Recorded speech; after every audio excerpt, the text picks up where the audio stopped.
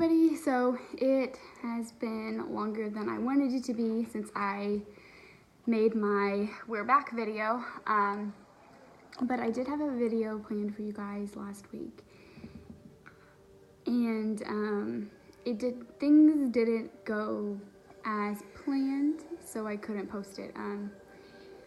Basically where I'll start off is last week.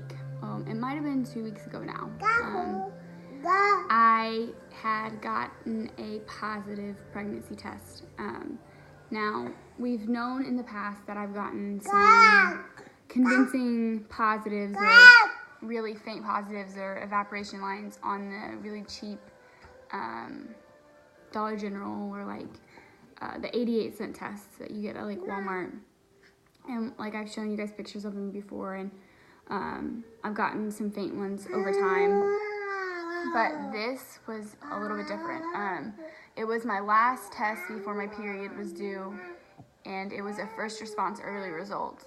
And I had been taking tests like every 3 days before then, like leading up to my period, because like as I've told you guys, we were trying to have another child. Well, I was like, oh, it's probably gonna be negative. I'm probably gonna start my period like, you know, I'm probably gonna start my period in like an hour after I take this test. It was actually my birthday. So it was March 27th, and I like went ahead. It was like first thing in the morning. I went ahead and took it, and like,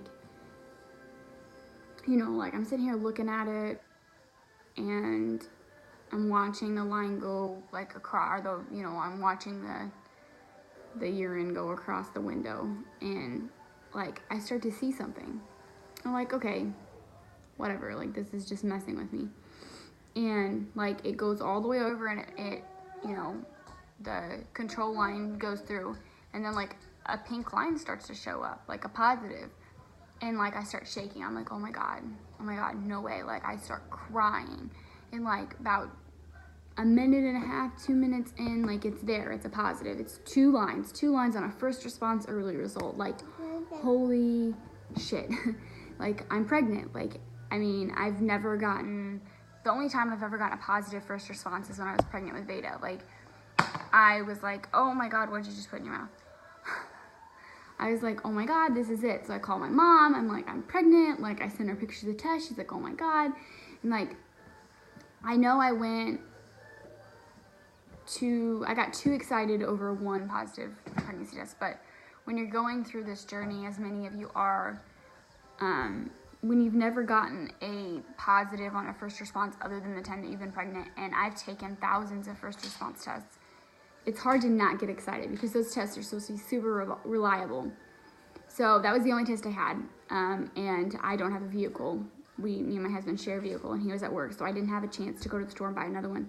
So I like spent all day really excited, like, oh my god, I'm pregnant. Like this, you know, like I kept looking at the test. Like it's a beautiful positive. It's not like it's not like faulty or faint or an evap, or, you know, it didn't show up 2 hours later. Like it showed up like as the urine was going across the stream. Like it was a positive. So like I make my daughter a shirt on how I'm gonna tell my husband when he gets home. Like it says, you know, like I have a surprise, I'm gonna be a big sister, and like I have the test ready and everything. And then my best friend comes over, and she's like, let's walk to Dollar General, and let's get another test. And I'm like, okay, you know, sure, like why not?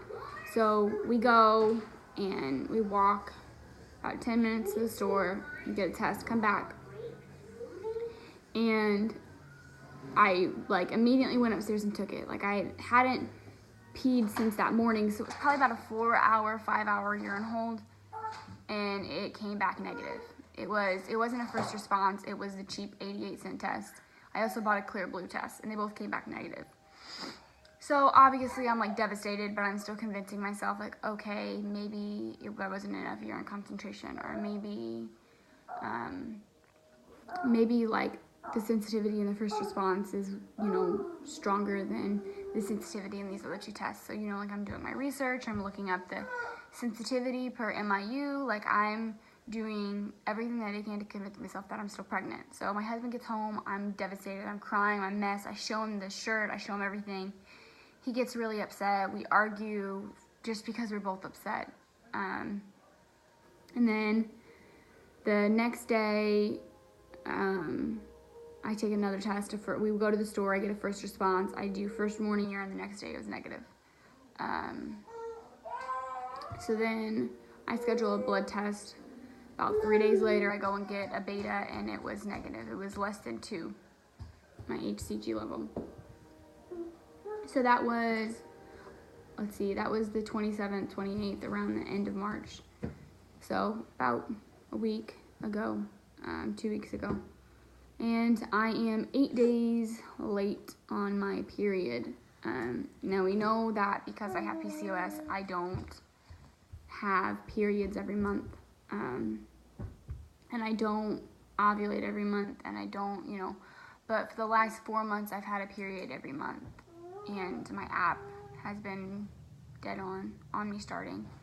So I really thought, like, I would have started by now, but here I am with no period.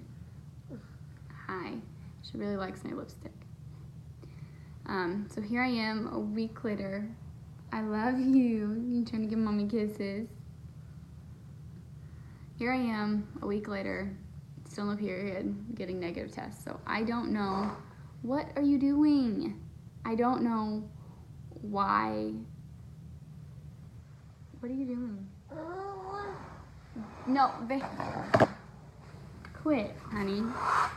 I don't know why I'm getting negative tests. I don't know why I haven't started. I can tell you that I am breaking out, like, as you can kind of see. Like, I don't get a lot of pimples, so I know for breaking out this isn't much, but like, this is breaking out before my period. I normally get like 4 or 5 pimples here, and I'll get some like here on my nose, and sometimes I get some like up here. But so I've gotten like 4 here, and I got like 1 on the side of my face, and I got like 2 over here. So I know that my hormones are, I feel like I'm getting ready to start my period, is the best way that I can put it. Is that I feel very moody, my acne is starting to pop up and everything else. So what are you doing? Talk. Get that out of your mouth and talk. So basically, I don't know what's going on, and it devastated my family. Basically, me and my husband were really, really, really upset because that was a positive. I don't know. I guess it was a super rare false positive, because 3 days later my beta was negative, and a lot of people will say like, oh, it was, a chemical, or it was this and that. I still haven't had a period.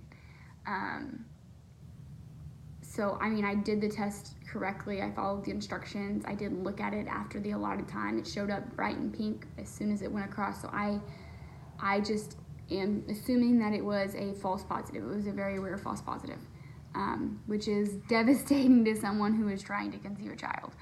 But it really hurt me for a while, and the video that I had made you guys was me announcing and showing you guys that I was pregnant with the test and everything. I have since thrown away the test. It was too painful to look at, so I don't have it to show you guys. But basically, that was my video for that week, was me telling you guys that I was pregnant, and once that fell through, I was not in the mood, I guess. I wasn't in any mental capacity to be making another video. And then the week after that, it's been, it's the end of the week, so basically I've kind of just been waiting to make a video until I felt up to talking about it. So basically, we're just hanging in there. I guess I'm going to go see my OB for an ultrasound. He's really great with working at me. Obviously, he can't do like inseminations or anything, but he will do like ultrasounds to confirm that I ovulated, and so I want him to see if I even ovulated and make sure nothing else is going on. So I'm gonna see him later this week, and that's pretty much what's been going on. It was a very big week for me, and a big birthday, I guess. It was a little hard, but I didn't give up, and I'm still here, and quit. And I'm not washing it off. We're not going bye-bye yet. And basically, oh, bye-bye. Basically, yes, that's what's been going on. Other than that, I am prepping to do my hair. I'm letting this pink fade out, and I'm going to be putting a purple over it, which I think will go really, really nicely. So that will be my next week's video. I definitely need some self-care and some downtime after receiving that false positive. So my next week's video will be me doing my hair. I'm going to have an area set up to where it actually looks professional and it's not just in my bathroom.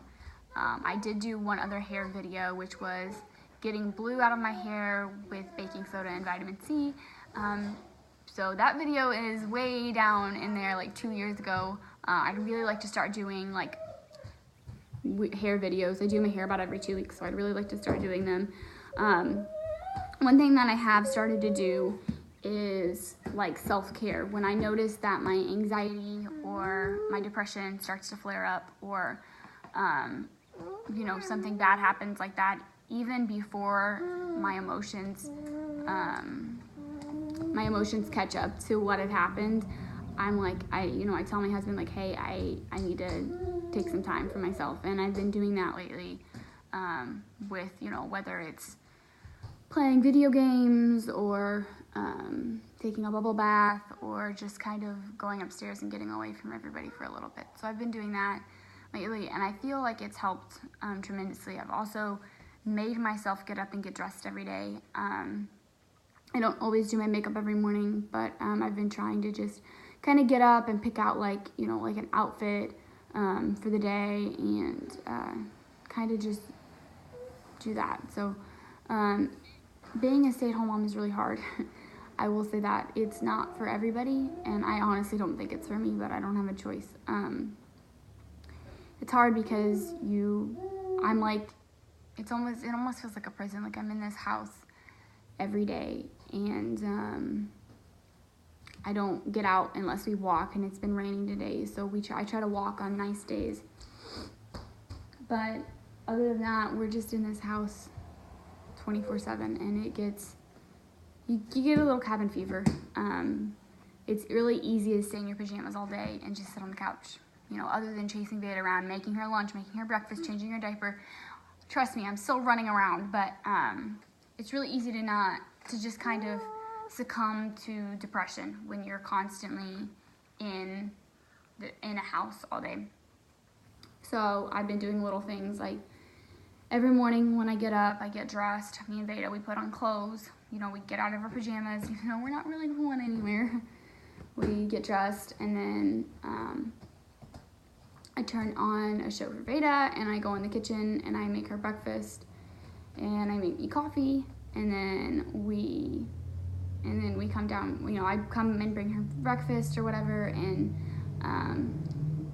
she basically eats her breakfast, and I just drink coffee because I'm not a breakfast person, although I really should be. Then we do vitamins after breakfast, because it won't settle on her stomach until she ate something. So we do vitamins, and then we play. We've learned quite a few things. We know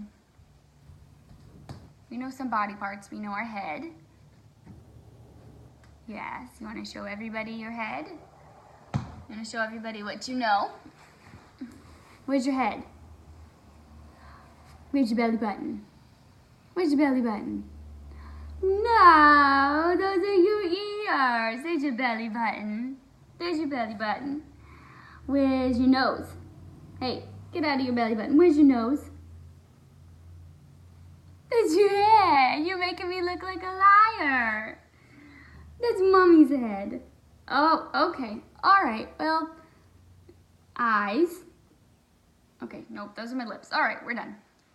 But we've been working on it. She does do eyes, ears, nose, belly button, and head when she wants to. But she's very, very, very stubborn and likes to throw fits. So yeah, we are in the toddler stage where she throws fits and screams and cries and over everything and anything. But you know, like I try teaching her little things, and we learn little things, and we do ABCs, and we do all of that kind of stuff. So, and she's at this stage where she kicks me constantly. Will you quit? That's mean. It's mean to mommy. Don't do that. No. Come here. So yeah, I've been looking into daycare, trying to get her into daycare just so she can socialize with other kids. Obviously, when it gets nicer out, we'll go to the park pretty much every day. We're a couple blocks from the park, so hopefully we'll get some social interaction there. But anyway, this video is unnecessarily way too long, and sit up. And that's what's been going on in our lives. Man, I cannot wait till I get a new phone. So yeah, basically next week will be a hair video, and I will show all of you lovely people how I do my hair every 2 weeks and what I use and how I go from this color to a different color without bleaching, because I do not damage my hair anymore. The only time I ever bleach is my roots, because this is my natural hair color. It's like it's a dirty blonde. I know it looks brown, but it's not. It's blonde, okay? Yeah. So that'll be my video next week. It's going to be a self-care video. It might be boring to watch, but it'll be good to just kind of tune out to if you have anxiety, or, you know, you just kind of want to get away from it all and watch somebody else talk and do stuff. That's what I do on YouTube too. I just constantly watch people talk and do dumb stuff, and I just like listening to other people talk, even if it's about their problems and about what's going on in their lives. It kind of takes you away from everything. I've also been playing a lot of Fortnite, which I know I'm probably too old to play. I just turned 26, but it's doing wonders for my anxiety. It's definitely taking me away from this reality for a little bit, which is nice. So anyway, that's that, and I will see you guys next week. I promise I will do a video next week, as long as something devastating doesn't happen, like another false positive pregnancy test, because it's pretty much the only thing I can't take. Will you quit?